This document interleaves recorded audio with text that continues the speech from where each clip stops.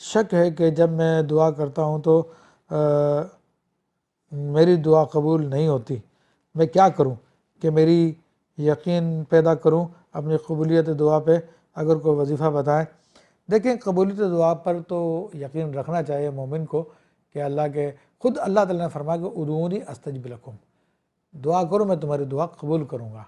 لیکن بات یہ ہے کہ دعا کی قبولیت کی مختلف صورتیں ہوتی ہیں، اور ہم چونکہ نادان ہیں، علم ہمارا کم ہے، تو ہم ایسی ایسی چیزیں مانگ لیتے ہیں جو ہمارے لیے فائدہ مند نہیں ہوتی۔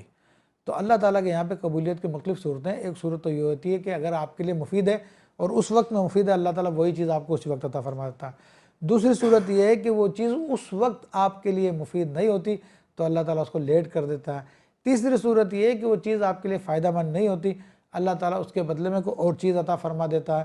چوتھی صورت یہ ہے کہ اللہ تبارک و تعالیٰ اس دعا کے بدلے میں آپ کی کوئی بلا ٹال دیتا ہے۔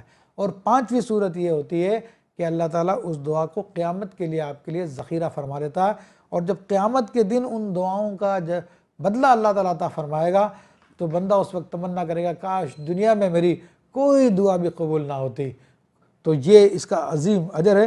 تو مومن کو بالکل عقیدہ رکھنا چاہیے، اور اس کے لیے یہ کہ یقین پیدا ہو جائے تو کلمہ طیبہ کا ورد زیادہ سے زیادہ کریں، لا الہ الا اللہ، لا الہ الا اللہ، لا الہ الا اللہ، چلتے پھرتے اٹھتے بیٹھتے انشاءاللہ ایسا یقین ہوگا کہ انشاءاللہ کہ کبھی وہ یقین پھر ختم نہیں ہوگا۔